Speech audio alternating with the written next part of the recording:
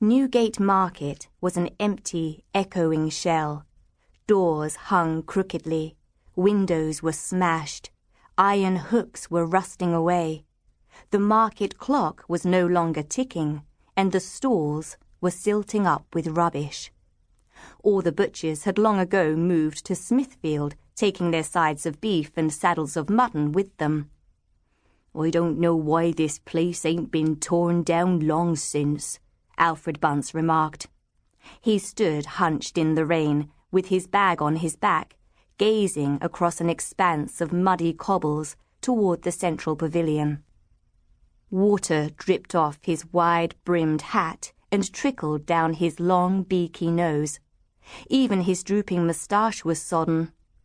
"Ruined buildings breed every kind of strife, from coining to murder," he added. "Bogles would be the least of your problems round here." Beside him, a brown-eyed boy was scanning the shops that fronted the square. Some of them were boarded up, and those that remained in business were for the most part seedy-looking taverns or coffee-houses. "I don't see Mr. Wardle," said the boy, whose name was Ned Roach.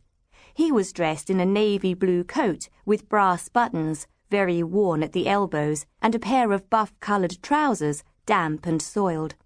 A flat cap sat on his springy brown hair.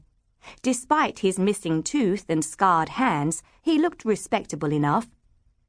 "Which of these here establishments would be Mother Oakey's?" "Ask Jem," Alfred replied. "He knows the neighbourhood better'n I do." "Jem?" Ned turned to address another boy lagging behind them. "You been here once. Which pub is Mother Oakey's?" Jem Barbary didn't answer. He was too busy peering at the dark silhouette of someone who was skulking on a nearby doorstep. Ned didn't blame Jem for being nervous. This was John Gammon's territory, and Gammon, also known as Salty Jack, was a dangerous man. "What's that fella doing there, lurking like a cracksman's crow?" Jem hissed.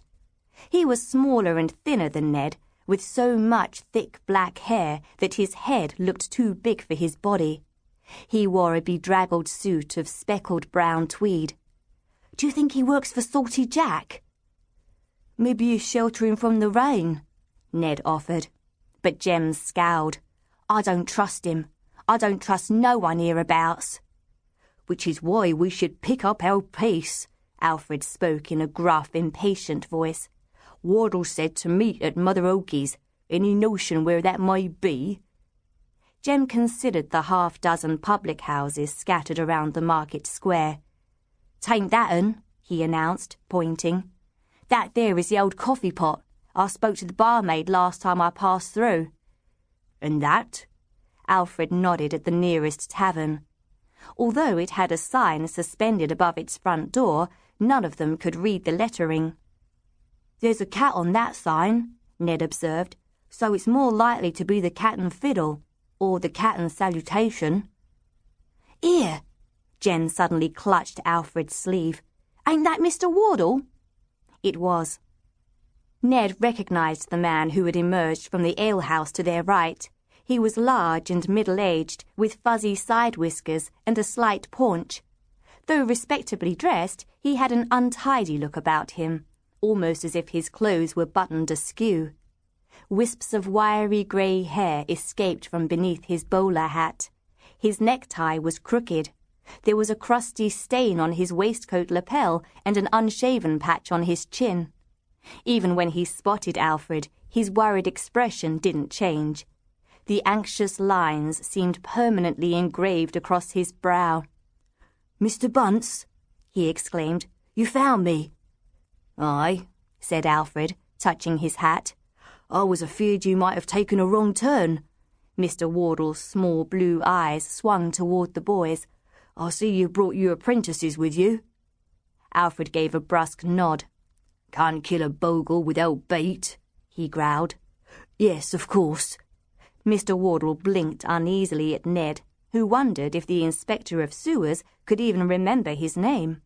They had been introduced to each other only a week before, at the Metropolitan Board of Works, where they had all sat down at a very large round table to launch the Committee for the Regulation of Subterranean Anomalies.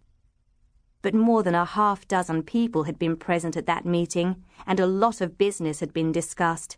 And since neither Ned nor Jem had made much of a contribution, it seemed likely that Mr. Wardle had forgotten who they were.